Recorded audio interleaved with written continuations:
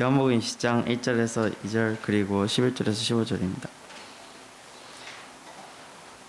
안식 후 첫날 일찍이 아직 어두울 때 막달라 마리아가 무덤에 와서 돌이 무덤에 옮겨진 것을 보고 시몬 베드로와 예수께서 사랑하시던 그 다른 제자들에게 달려가서 말하되 사람들이 주님을 무덤에 가져다가 어디 두었는지 우리 알지 못하겠다 하니 마리아는 무덤 밖에서 서서 울고 있더니 울면서 구부려 무덤 안을 들여보다 보니 흰옷을 입은 두 천사가 예수의 시체에 뉘어있던 하나는 머리편에 하나는 발편에 앉았더라. 천사들이 이르되 여자여 어찌하여 우느냐 이르되 사람들이 내 주님을 옮겨다가 어디 두었는지 내가 알지 못함이니이다. 이 말을 하고 뒤로 돌이켜 예수께서 서 계신 것을 보았으나 예수인지 줄은 몰라 알지 못하더라. 예수께서 이르시되 여자여 어찌하여 울며 누구를 찾느냐 하시니 마리아는 그 동산직인 줄 알고 이르되 주여 당신이 옮겼거든 어디 두었는지 내게 이르소서 그리하면 내가 가져가리이다. 아멘.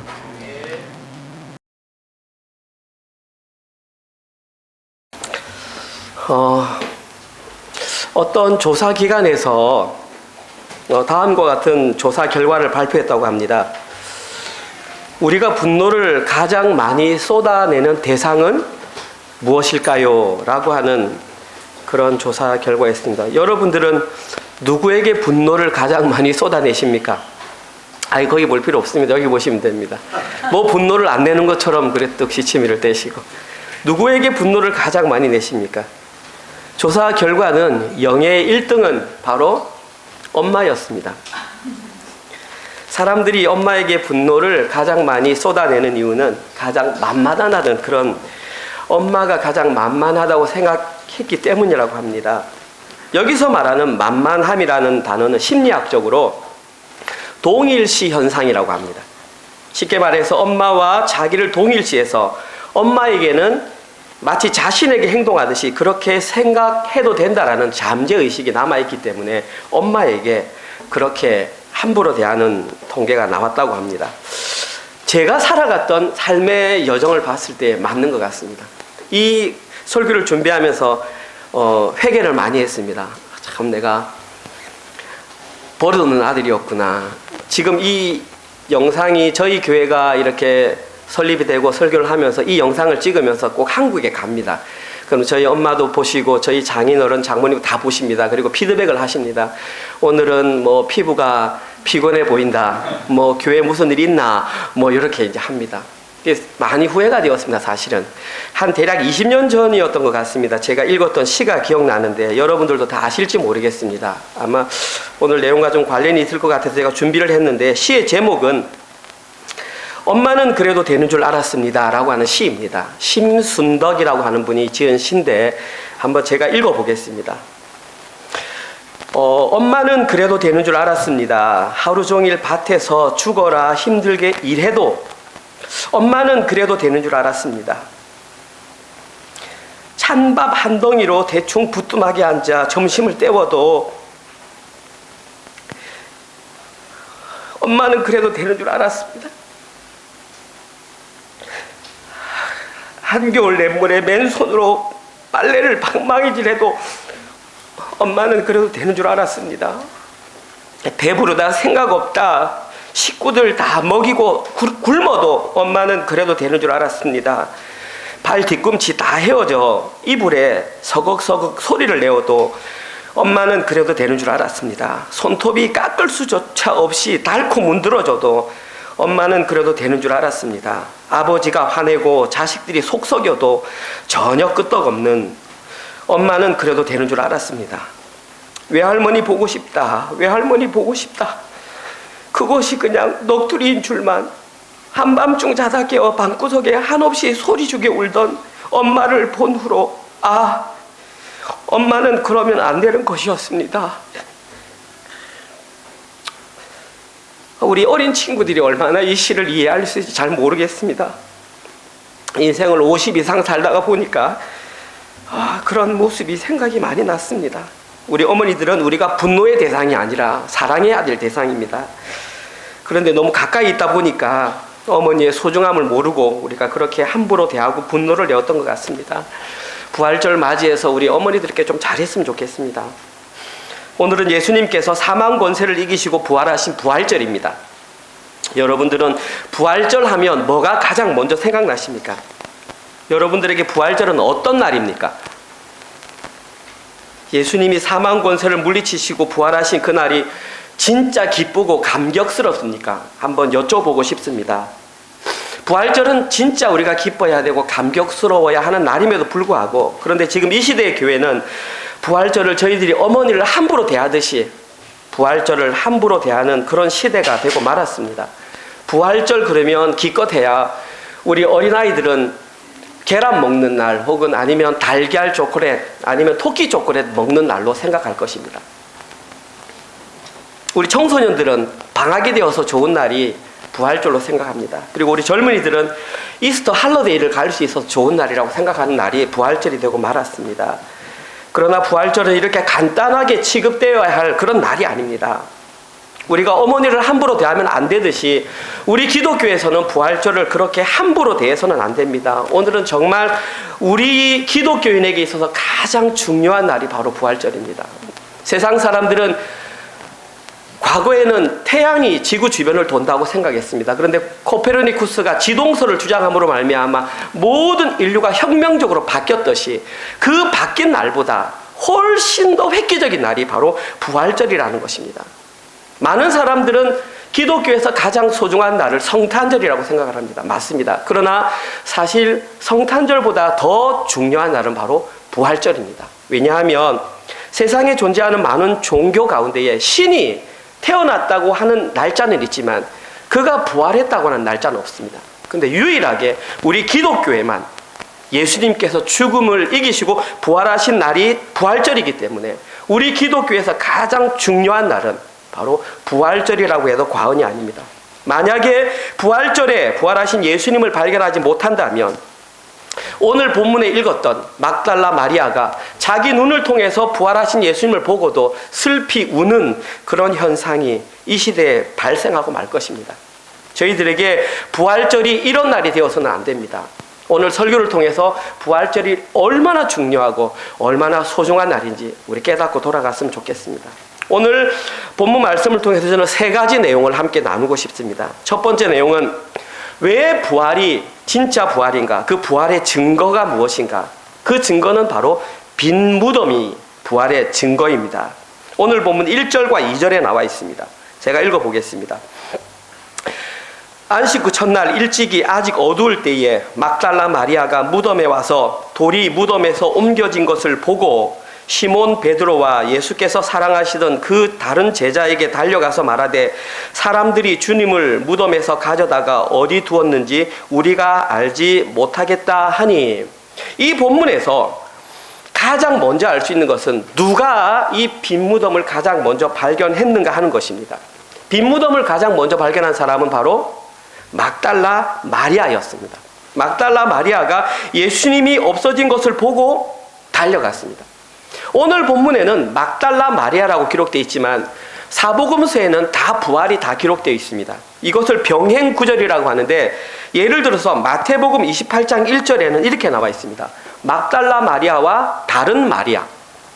마가복음 16장 1절에는 막달라 마리아와 야고보의 어머니 마리아 그리고 살로메가 같다고 했습니다. 그런데 오늘 본문에는 막달라 마리아 한 사람이 있다고 이렇게 말을 했습니다. 중요한 것은 누가 가느냐가 중요한 것이 아니라 오늘 본문에 보면 누가복음, 마가복음, 요한복음 다 통해서 등장하는 인물이 바로 마리아라고 하는 인물입니다. 제가 큐티 때 말씀드렸지만 왜 유독 여기에 마리아라는 이름이 적혔느냐? 이 마리아라고 하는 단어 자체의 의미가 있기 때문입니다. 마리아라고 하는 뜻은 구약 성경의 미리암과 같은 어원입니다. 그 어원은 마라라는 단어에서 왔습니다. 이 마라라고 하는 것은 쓰다, 고통, 쓴맛입니다. 지금 이 막달라 마리아라고 하는 것은 그 쓴맛이 단맛으로 바뀔 수 있는 유일한 근거가 부활이기 때문에 지금 여기에는 계속해서 마리아라고 하는 이름이 반복해서 발생하고 있습니다. 이 소식을 가장 먼저 들었던 막달라 마리아는 자기 혼자 볼 수가 없으니까 베드로와 요한이 있는 곳, 오늘 성경에는 그 사랑하는 제자라고 되어 있는데 성경학자들은 그 사람을 요한이라고 100% 확신합니다. 그래서 베드로와 요한에게 그 소식을 전했습니다.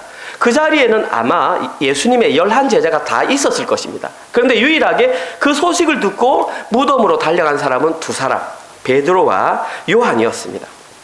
그리고 먼저 도착한 사람은 요한이었습니다. 오늘 본문 읽진 않았는데 6절과 7절 내용 제가 읽어보겠습니다. 시몬 베드로는 따라와서, 이 말은 요한이 먼저 도착했단 말입니다. 따라와서 무덤에 들어가 보니 세마포가 놓였고 또 머리에 쌌던 수건은 세마포와 함께 놓이지 않고 딴 곳에 쌌던 대로 놓여 있더라. 무슨 말이냐면 두 소식을 들었는데 먼저 달려온 사람은 요한이었습니다. 근데 요한은 두려워서 무덤 안에 들어가지 못했습니다. 이렇게 빼꼼히 바라보았고, 베드로는 무덤에 도착하자마자 그냥 바로 무덤으로 들어갔습니다. 그리고 예수님께서 누이셨던 단이 있었는데 그 단을 보니까 이쪽 편에는 머리를 쌌던 수건이 남아있고 이쪽 편에는 세마포가 그대로 남겨져 있었습니다. 무슨 말이냐면 축구공이 있는데 축구공 바람을 빼면 이렇게 쑥 사라지듯이 옷이 그대로 이렇게 빠졌단 말입니다. 무슨 말이냐? 옷은 그대로 싹 빠졌는데 예수님만 싹 빠져나갔다는 뜻입니다. 예수님께서 부활하셨다는 증거죠. 확실한 증거. 많은 사람들은, 부활을 믿지 않는 사람들은 예수님은 어떤 사람이 가져갔다라는 도적설을 주장합니다. 또 어떤 사람은 기절설을 주장합니다. 예수님이 죽은 게 아니라 십자가에서 잠깐 기절했는데 사람들이 죽었다고 생각을 하고 놔뒀다고 생각합니다. 그래서 정신을 차려보니 내가 깨어나서 도망갔다, 그렇게 말을 합니다. 근데 그게 말이 안 되는 게, 만약에 기절설이라면 옷을 다 벗고 도망갈 수는 없지 않습니까? 도적설이라고 한다면 누가 예수님의 시체를 가져가는데 머리에 쌌던 거 다 빼고 세마포를 빼고 가져갈 수는 없지 않습니까? 예수님은 그대로 부활하신 것이 확실한 증거가 지금 요한과 베드로에서 확실하게 지금 밝혀진 사실이 이 빈 무덤입니다. 그런데 중요한 것은 요한은 그 안에 들어가지 않았는데 베드로는 왜 무덤 안으로 담대히 들어갔을까요? 여러분들이 잘 아십니다. 바로 이틀 전에 예수님께서 그 유대인들의 그 법정에 섰을 때에 베드로가 거길 따라갔다가 예수님을 3번이나 부인했습니다. 그리고 마지막 부인했을 때는 예수님과 눈이 마주치면서 내가 저주하며 가로되 그를 모른다라고 말했기 때문에 마음에 상당한 짐이 되었습니다. 그 짐을 한번 확인하고 싶은 마음이 요한보다는 훨씬 컸다는 사실입니다. 여기서 저희들이 알 수 있는 것은 신앙생활은 죄를 많이 지은 사람이 더욱더 예수님을 찾게 되어 있습니다. 찔리는 마음, 그 답답한 그 사람이 궁지에 모였을 때 더욱더 주님을 찾게 되는 것입니다. 혹시 여러분들이 지금 그런 환경에 놓여 있다면 이상하게 생각하지 마시고 더욱더 주님과 가까이 갈 수 있는 그 길목에 서 있다는 것을 여러분이 느끼시면 좋을 것 같습니다. 간절함에 있어서 요한과 베드로는 비교할 수가 없었습니다. 이러한 이유로 베드로는 과감하게 무덤 안으로 들어갔습니다. 그러나 예수님은 그 자리에 계시지 않았고 사망 권세를 이시고 부활하셨습니다. 이것이 예수님이 부활하셨던 첫 번째 증거인 빈 무덤입니다. 안타까운 사실은 막달라 마리아도 그렇고 요한도 그렇고 베드로도 예수님의 부활을 믿지 못했습니다. 예수님의 시체가 없는 것을 발견했던 베드로와 요한은 집으로 그냥 그대로 돌아와 버렸습니다. 오늘 본문에 보면. 그런데 막달라 마리아는 여전히 그 자리에 남아서 눈물을 흘리며 예수님의 시체를 찾았습니다. 이때에 예수님께서 부활하신 몸으로 막달라 마리아에게 나타났습니다. 인류 최초로 예수님의 부활을 목격한 사람은 바로 막달라 마리아였습니다. 오늘 보면 15절 16절 내용입니다.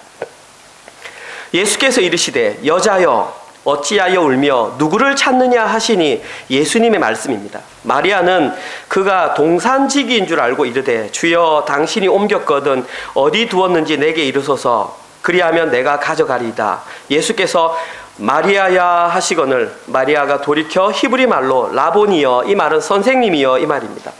선생님이라 하는지라. 무덤 안으로 들어갔던 막달라 마리아는 그곳에서 흰 옷을 입은 두 천사를 발견했습니다. 그리고 그들에게 예수님이 어디 갔는지 묻는 그 사이에 뒤에서 인기척이 들렸습니다. 그래서 자기의 몸을 돌려서 뒤를 돌아보았는데 어떤 사람이 서 있었는데 눈으로 직접 보았습니다. 그런데 예수님인 줄 몰랐습니다. 그가 오늘 본문에 보면 동산지기인 줄 알았다 이랬습니다. 한번 생각해 보십시오. 여러분 눈을 떠서 예수님을 보았는데 막달라 마리아는 그가 예수님인지 몰랐습니다. 그래서 그를 향하여 동산직인 줄 알고 우리 주님의 시체가 어디 있는지 좀 알려주세요 했을 때에 예수님께서 마리아야 라고 말씀하시니 그때 눈이 뜨여가지고 예수님을 알아보고 인류 최초의 부활을 목격한 사람이 막달라 마리아가 되었던 것입니다. 참으로 영광스러운 일입니다. 이 부분을 여러분들이 읽으시면서 의문을 가지셔야 됩니다. 왜 하필 막달라 마리아가 이런 영광을 누렸겠는가? 여기에는 깊은 영적인 의미가 있습니다. 이 영적인 의미를 깨닫기 위해서는 구약 성경 전체를 알아야 됩니다. 창세기부터 이 내용은 이미 예견되어 왔고 시작된 내용입니다. 한 가지 질문 드리겠습니다. 여러분, 하나님께서 에덴 동산에 세워놨던 선악과를 가장 먼저 따먹은 사람은 누구입니까? 하와가 따먹었습니다. 선악과를 최초로 따먹은 사람은 하와였습니다. 창세기 3장 6절. 여자가, 여기서 중요한 단어는 여자가입니다. 그 나무를 본즉 먹음직도 하고 보암직도 하고 지혜롭게 할 만큼 탐스럽기도 한 나무인지라. 여자가 그 열매를 따먹고 자기와 함께 있는 남편에게도 주매 그도 먹은지라. 하나님께서 에덴 동산에 선악과를 심어두신 이유는 단 하나입니다. 이 선악과를 보면서 너가 피조물인 걸 알아야 돼. 하나님께서는 하나님의 그 창조된 아담과 하와에게 거의 완벽한, 지적으로는 지금으로 따지면 IQ가 300 이상 되는 완벽한 상태로 창조를 하셨습니다. 어느 정도는 제가 말씀드렸지 않습니까? 세상에 존재하는 모든 식물과 모든 동물의 이름을 아담이 다 지었습니다. 지나가는 대로 다 지었습니다. 너는 목이 기니까 기린, 니는 코가 기니까 코끼리. 이 머리가 순간순간 다 지었습니다. 여러분들 자녀를 낳아보셔서 알겠지만 자녀 이름 짓는데 그 한 명, 두 명 짓는데도 일주일, 한 달을 고민해서 막 이름을 짓지 않습니까? 아담은 그냥 순간에 다 지었습니다. 이 정도로 완벽했던 인물이 아담이었습니다. 그러다 보니까 내가 행동하는 모든 것이 거의 신처럼 느껴졌습니다. 그러다 보니 착각을 할 수 있죠. 하나님께서 에덴 동산에 딱 선악과를 심으시고 이걸 볼 때마다 너는 피조물임을 기억해야 돼. 다른 목적이 없습니다. 이건 먹느냐 안 먹느냐가 중요한 거야. 너는 피조물이야. 그런데 그것을 하와가 어기고 말았습니다. 오늘 본문에는 그것을 여자라고 말을 했습니다. 하와는 인류가 진행되는 동안 이 짐을 지고 살았습니다. 이 짐을 지고 살아가는데 오늘 본문을 통해서 막달라 마리아라고 하는 여자를 통해서 그 죄짐이 풀려지고 있는 현상이 바로 오늘 본문에서 실현되는 것입니다. 예수님의 부활로 새로운 역사가 시작되었는데 그 첫 영광을 여자에게 주겠다라는 것입니다. 바로 하나님의 사랑하심의 결과입니다. 예수님을 따르겠다고 큰 소리 쳤던 모든 남자 제자들은 다 도망간 상태에서 심지어 빈 무덤을 직접 확인하고 도망갔던 요한과 베드로가 아니라 바로 죄 많았던 그 연약한 여인에게 이것이 허락되었습니다. 이 증거가 오늘 보면 15절에 있는 예수님을 보았을 때 뭐라고 착각했냐 하면 동산직이라고 착각했습니다. 성경에 기록된 동산은 에덴 동산밖에 없습니다. 요한은 이 본문을 읽으면서 너희들이 창세기의 내용을 안다면 왜 여기에 동산지기라고 적혔는지 한번 생각해 보라는 것입니다. 그러면서 에덴 동산의 그 동산지기와 연결시키도록 우리에게 팁을 주는 것입니다. 우연히 그 단어가 여기에 기록된 것이 아니라는 사실입니다. 하나님께서는 지금 이 시대에도 요한복음을 읽는 독자들에게 그 내용을 인지하기 위해서 그런 단어 하나까지 의도적으로 그렇게 기록하셨던 것입니다. 또한 성경에서 여자는 영적으로 교회를 의미합니다. 이번 금요일 날 우리 노우성 형제와 이재 자매가 결혼을 했습니다. 그때 제가 주례 때도 말씀드렸지만 신랑과 신부는 단순하게 인간적인 결합을 의미하는 것이 아닙니다. 그 이상의 의미가 있습니다. 저희들로 하여금 가끔 결혼식에 갔을 때에 신랑과 신부가 결혼하는 모습을 보면서 시각적으로 예수님, 신랑이신 예수님과 신부이신 교회가 어떻게 연합해서 한 몸이 되는지를 너희들의 눈으로 좀 보고 배우라는 것입니다. 그 시각적인 효과를 나타내는 것이 바로 결혼입니다. 교회와 그리스도의 연합을 나타내는 하나의 표지, 사인이 바로 결혼식입니다. 여자인 교회는 신랑 대신 예수 그리스도와 함께 있을 때에만 의미 있는 존재가 된다는 사실입니다. 이처럼 오늘 본문에서 여자인 막달라 마리아가 부활하신 예수님을 최초로 발견한 사건은 교회가 예수님을 발견함으로 새로운 피조물이 되었다는 것을 상징적으로 우리에게 보여주는 것입니다. 오늘 이 순간을 통해서 교회가 교회되는 것이 실현되었습니다. 이러한 이유로 막달라 마리아는 예수님을 알아보지 못했을 때에는 울며 기다릴 수밖에 없었습니다. 오늘 보면 11절에 나와 있는 서서 울고 있었다라는 이 단어의 원어적인 의미는 통곡하다는 뜻입니다. 교회가 예수님을 만나지 못했을 때는 통곡하며 울 수밖에 없다라는 사실입니다. 이렇게 교회가 예수님을 알아보는 것이 얼마나 중요한지, 그렇지 않으면 울 수밖에 없는, 어찌하여 우느냐라는 그거밖에 우리는 알 수 없습니다. 부활절에 우리가 만나야 할 분은 바로 이 울음을 그쳐주시는 예수 그리스도를 오늘 만나야 합니다.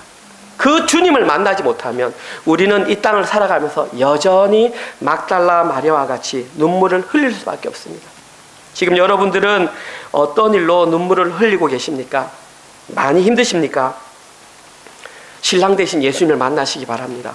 부활하신 예수님을 만나시기 바랍니다. 그러면 여러분의 눈에서 눈물이 그치실 것입니다. 우리 인생의 정답은 신랑 되신 말씀이신 부활의 주체이신 예수님밖에 없습니다. 그런데 문제는 그 신랑 되신 예수님을 보기가 쉽지 않다라는 사실입니다. 적어도 오늘 이 시간에 부활절 예배를 드리기 위해서 이 자리에 나오신 분들은 그분을 만나기 위해서 온 것은 사실입니다.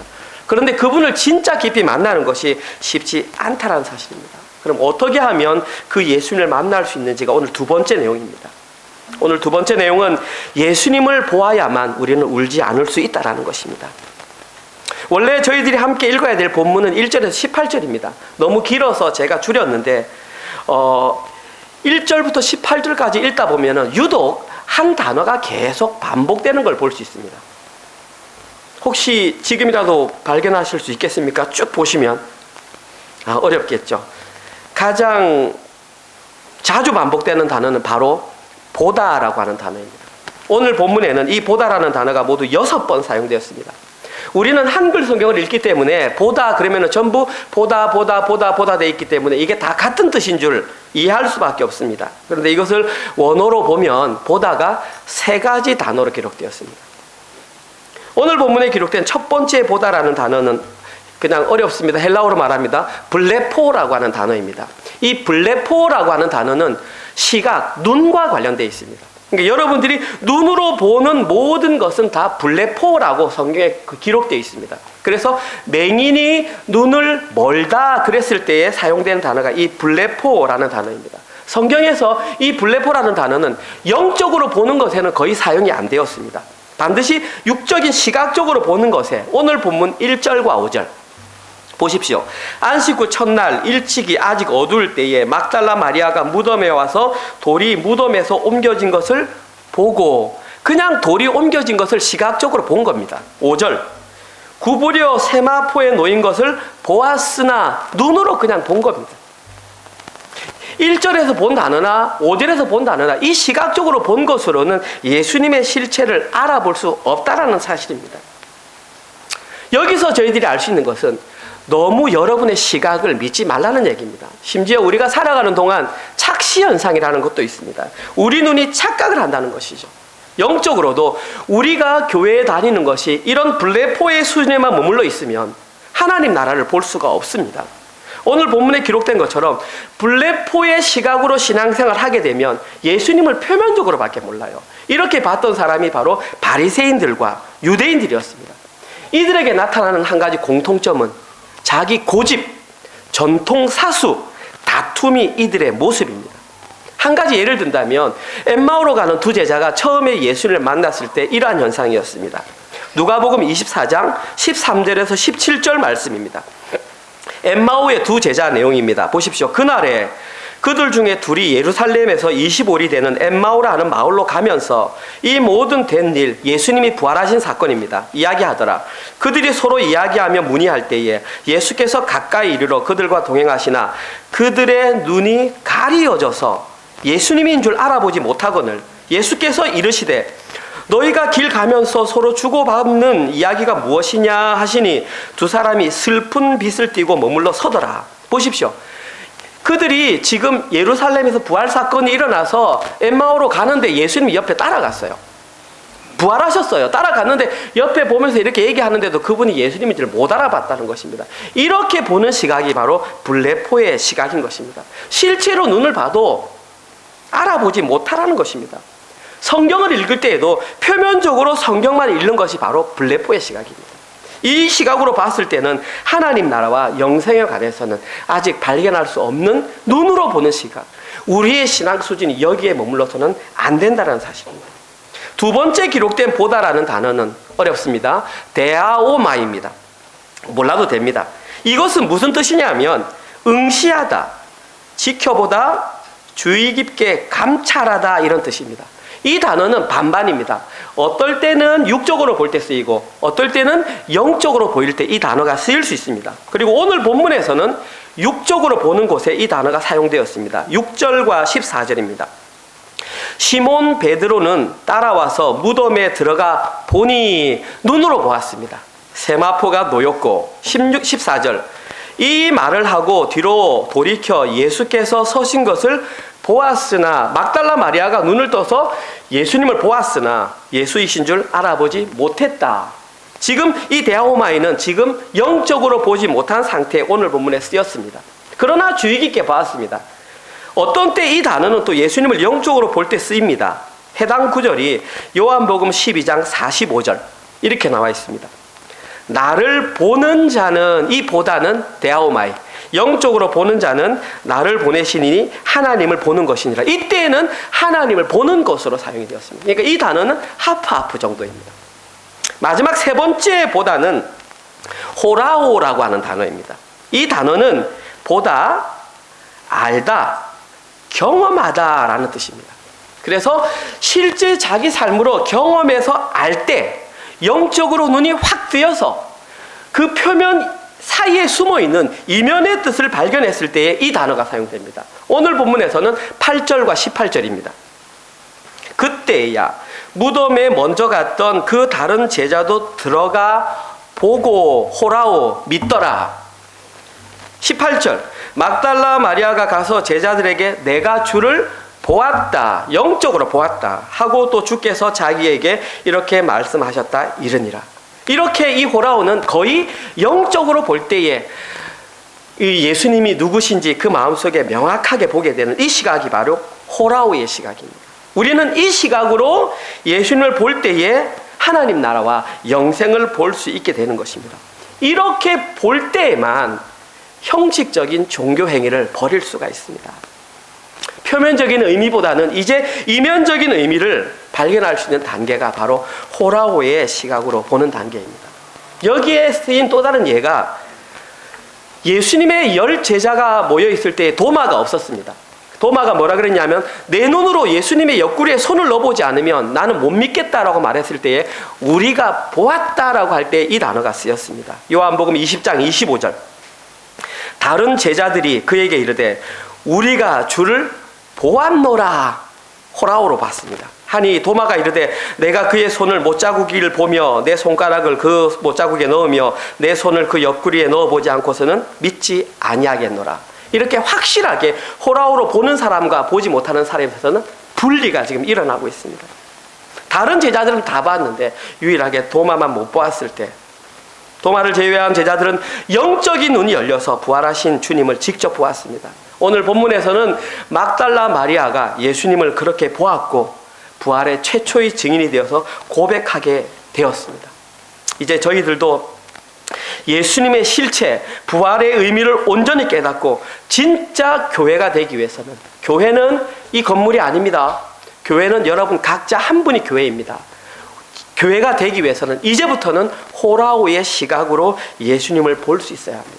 그러면 어떻게 하면 저희들이 호라오의 시각을 가질 수 있는가? 오늘의 세 번째 내용입니다. 이제 호라오의 시각을 갖고 싶어서 막 갖고 싶어요 한다고 해서 되는 게 아니라는 사실입니다. 여기에는 분명한 방법이 있습니다. 그 방법은 말씀이라는 안경을 쓸 때만 가능한 것입니다. 이게 핵심입니다. 왜 저희 교회가 그렇게 자꾸 성경 읽도 구속사적으로 아침 말씀 묵상 세일 나오는 왜 강조하냐면 말씀에 안경을 쓰지 않고는 호라우의 시각을 가질 수 없기 때문입니다. 기본적으로 성경 안 읽으면 그냥 호라우의 시각 없다고 보시면 됩니다. 물론 성경 읽는다고 해서 다 호라우의 시각을 갖는 건 아닙니다. 그러나 반대로 성경을 안 읽으면서 호라우의 시각을 갖는 것은 이단입니다. 이거는 진짜입니다. 여러분이 호라우의 시각을 가지려면 무조건 성경을 읽으셔야 됩니다. 제 얘기가 아니고 말씀입니다. 아까 인용했던 엠마오의 두 제자 이야기를 제가 다시 예를 들겠습니다. 누가복음 24장 25절에서 32절입니다. 잘 들어보십시오. 예수님께서 하신 말씀입니다. 이르시되 미련하고 선지자들이 말한 것 모든 것을 마음에 더디 믿는 자들이여 그리스도가 이런 고난을 받고 자기의 영광에 들어가야 할 것이 아니냐 하시고 이에 모세와 모든 선지자의 글, 모세와 모든 선지자의 글은 다른 말로 구약 성경입니다. 시작하여 모든 성경에 쓴 바 자기에게 관한 것, 여기 자기는 예수님입니다. 예수님이 직접 하신 말씀이시고 구약 성경에 기록된 모든 내용이 예수님에 관한 내용이 기록있다고 말합니다. 그들이 가는 마을에 가까이 가매 예수를 더 가려 하는 것 같이 하시니 그들이 두 제자가 강건하여 이르되 우리와 함께 유하사이다. 때가 저물어 가고 날이 이미 기울었나이다 하니 이에 그들과 함께 유하로 들어가시니라. 그들과 함께 음식 잡수실 때에 떡을 가지사 축사하시고 떼어 그들에게 주시니 그들의 눈이 밝아져 드디어 호라우의 눈으로 갖게 되었습니다. 그인 줄 알아보더니 예수님인 줄 알아보더니 그때부터 예수는 그들에게 보이지 아니하시느니라. 이제 그들의 눈이 뜨이니까 이제 예수가 안 보이는 거죠. 아마 처음 들으시는 분들은 이게 도대체 무슨 말인지 뭐 보였다 안 보였다 보는 단어가 세 가지라느니 네 가지라느니 어려우실 겁니다. 내 성경 자체가 그렇게 기록되어 있어서 제가 그것을 이렇게 쉽게 풀어드리는 겁니다. 여러분들은 이 말씀을 들어보시고 진짜 의지하면서 정말 이 말이 그러한가 한번 상고해 보시면 됩니다. 보십시오. 그들이 서로 말할 때 우리에게 말씀하실 때에 풀어주셨다고 그렇게 말을 했습니다. 그들이 서로 말하다 길에서 우리에게 말씀하시고 우리에게 성경을 풀어주실 때에 우리 속에서 마음이 뜨겁지 아니하더냐. 정답이 나왔지 않습니까? 그들이 서로 말하되 우리에게 말씀하시고 우리에게 성경을 풀어주실 때에 우리 속에서 마음이 뜨겁지 아니하더냐. 예수님께서는 엠마오로 가는 두 제자와 함께 걸어가시면서 자기에 관한 것을 말씀해 주셨습니다. 방금 말씀드렸듯이 그 내용은 구약 성경에 기록된 예수님에 관한 내용이었습니다. 그리고 예수님께서 그것을 풀어주실 때에 말씀에 관하여 풀어주시고 했을 때에 그들의 마음이 뜨거워지면서 그들의 영적인 눈이 열렸다고 했습니다. 이 시대로 말하면 이 말이 그 말이었어? 성경에 이렇게 기록된 게 이 말이었어? 하는 것이 영적으로 눈이 뜨인 거란 말입니다. 이렇게 하려면 성경을 기본적으로 읽어야 하지 않겠습니까? 그들에게 말씀이 들어가서 온전하게 이해되는 그 상황, 그것이 바로 호라우의 상황입니다. 지금 세상도 오늘이 부활절 할러데이인 것은 너무나 잘 알고 있습니다. 그런데 그들은 오늘이 바로 이런 날인 것은 꿈에도 상상 못하고 있습니다. 결국 그들과 부활절은 아무런 관계가 없습니다. 부활절이 우리와 관계가 있으려면 호라우의 시각으로 부활절을 바라볼 때에 그 부활이 내 부활이 되는 겁니다. 그렇지 않으면 부활절은 나와는 사실 제가 심하게 말씀드리면 이 자리에 나와 앉아 있어도 그 부활이 내 부활이 아니면 구원과는 큰 관계 없습니다. 그냥 종교 행위는 와서 뭐 같이 교제하고 떡을 떼고 하는 것은 밖에 나가서 클럽 활동하는 거나 뭐 큰 차이는 없지만 여기서 영적으로 뛰었을 때에 그 부활이 내 부활이 되었을 때에 부활절이 진짜 이런구나 이제 의미가 있어지게 되는 것입니다. 그 시각이 바로 말씀입니다.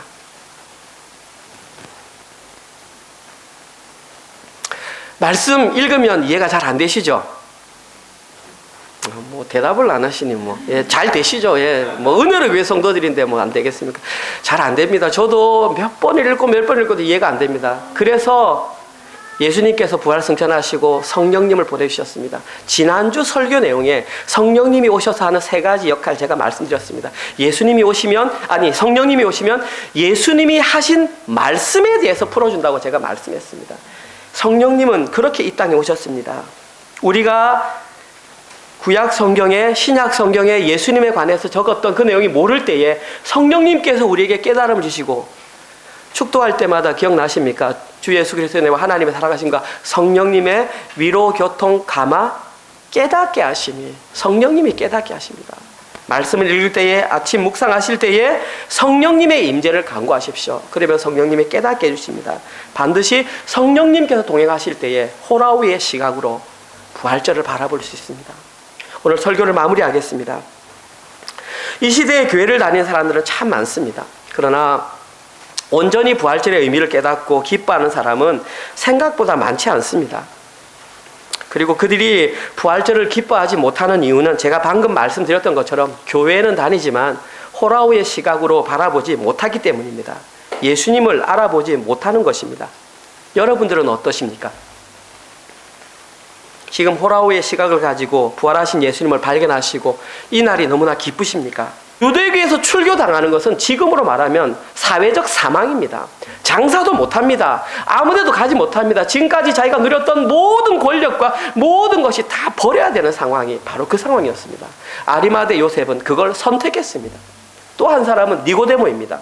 니고데모는 요한복음 3장에 예수님을 밤에 찾아왔던 사람입니다. 그리고 거듭남에 관해서 얘기했던 그 사람인데, 그 사람이 예수님을 믿게 되어서 호라우의 시각으로 예수님을 바라보니까 예수님이 돌아가셨다는 사실을 듣고 몰약과 침량 33kg, 여러분들이 보십시오. 2리터짜리 코카콜라 한 병을 들고 가는 것도 무거운데 그 비싼 그 몰약과 그 시체의 향을 바르는 것을 33kg를 들고 갔답니다.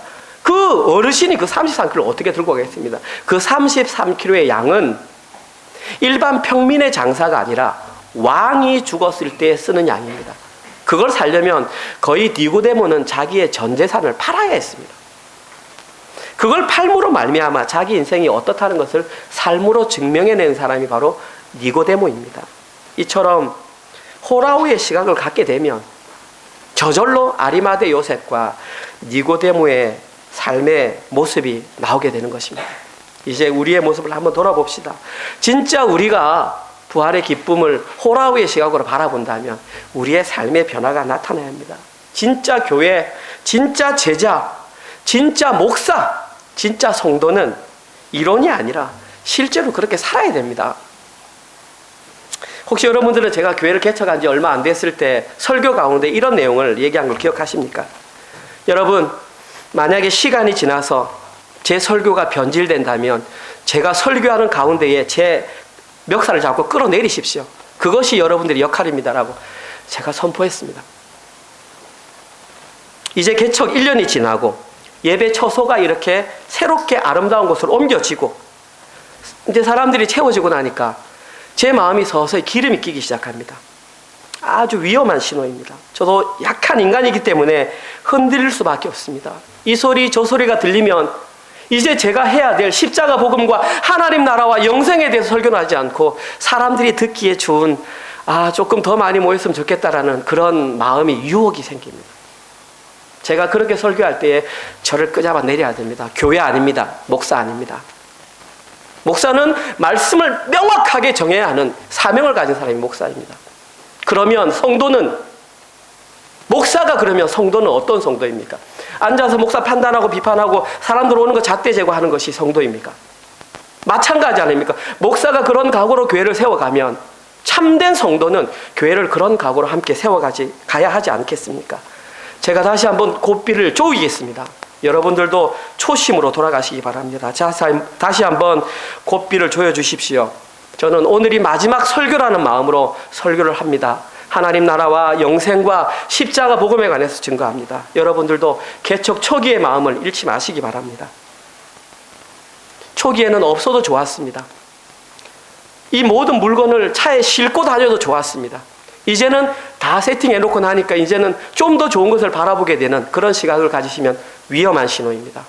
다시 초심으로 돌아가서 겸손한 자리, 내가 죄인 중에 괴수라는 그 자리로 돌아가셔야 합니다. 철저하게 하나님 한 분만 의지하는 그 자리로 돌아가실 때에 이 교회가 하나님의 교회로 온전히 서갈 수 있습니다. 또한 눈에 보이는 것으로 절대 타인을 판단하지 마십시오. 우리의 시각은 착각하기 쉽습니다. 그 속에 뭐가 감춰져 있는지 우리는 판단할 수 없습니다. 저도 마지막까지 여러분을 판단하지 않을 것입니다. 저는 여러분들이 어떻게 헌신하는지 어떻게 헌금하는지 저는 모릅니다. 의도적으로 안 봅니다. 제가 약하기 때문에 보면 시험 들 게 뻔하기 때문에 저는 안 봅니다. 그냥 기도만 합니다. 여러분의 신앙 양심은 여러분들이 지켜주시기 바랍니다. 오직 호라우의 시각을 가지고 철저하게 말씀 앞에 순종하시기 바랍니다. 그때야 우리의 눈에서 눈물이 사라집니다. 부활의 주님을 발견할 수 있습니다. 저는 사랑하는 은혜로 교회 모든 성도님들이 이런 분들이 되셨으면 좋겠습니다. 이번 한 주간 동안도 구속사적으로 성경 일독 매진해 주시고 말씀 묵상 3단계를 통해서 호라우의 시각을 가지셔서 예수님을 바라보시며 영적인 눈이 띄어서 제자다운 삶을 살아내시는 여러분들 되시기를 주님의 이름으로 축원드립니다. 아멘. 하나님 감사합니다. 오늘도 저희들이 마땅히 들어야 할 합당할 말씀을 허락하여 주시니 감사합니다. 말씀을 통하여 저희들의 영적인 눈을 열어주시옵소서. 하나님 말씀을 통해 우리 사랑하는 모든 은혜로 성도들이 호라우의 시각으로 부활의 주님을 발견할 수 있도록 인도하여 주시옵소서. 그리하여서 현실의 삶을 통하여 참다운 제자의 삶을 잘 살아가게 하여 주시옵소서. 현실의 삶 가운데에 담대한 믿음으로 불의와 타협하지 말게 하시고 약자를 보호하게 하시고 처음 신앙을 했던 처음 자리를 잘 기억하게 하여서 정말 하나님 주님만 더욱더 사랑하는 자 되게 하시고 내가 바로 죄인 중에 개수였음을 인정하며 겸손하게 주의 교회를 섬겨가는 저희들 되게 하여 주시옵소서. 하나님 현실의 삶을 통해서 작은 범죄라도 범하지 말게 하시고 우리의 부활을 통하여 날마다 부활을 증거하는 자들이 되게 하여 주시옵소서. 말씀을 통해서 생명력의 말씀을 바라보게 하시고 깨닫는 지혜를 통하여 주변 사람들에게 선한 영향력을 끼치는 우리 모든 은혜로 가족들 되게 하여 주시옵소서. 오늘도 빈손으로 나오지 아니하고 일주일 동안 열심히 벌여들었던 것을 하나님 앞에 우리 자신을 드리는 마음으로 11조와 감사헌금과 주일헌금과 부활절 헌금을 드리게 하시니 감사합니다. 특별히 하나님 여러 가지 환경과 상황으로 말미암아 함께 참여하지 못한 자들에게도 하나님 믿음과 물질을 허락하셔서 함께 동참하게 하시고 함께 드릴 수 있는 믿음을 허락하여 주시옵소서. 이 물질이 오직 주님의 영광만을 상하시고 우리 사랑하는 재직들이 더욱더 겸손한 마음으로 교회를 섬겨갈 수 있도록 인도하여 주시옵소서. 이제는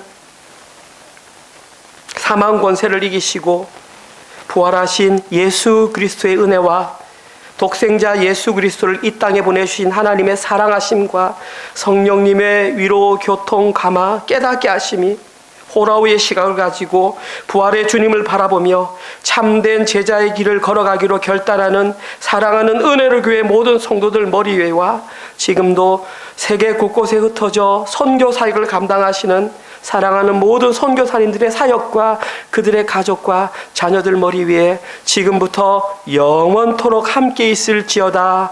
아멘.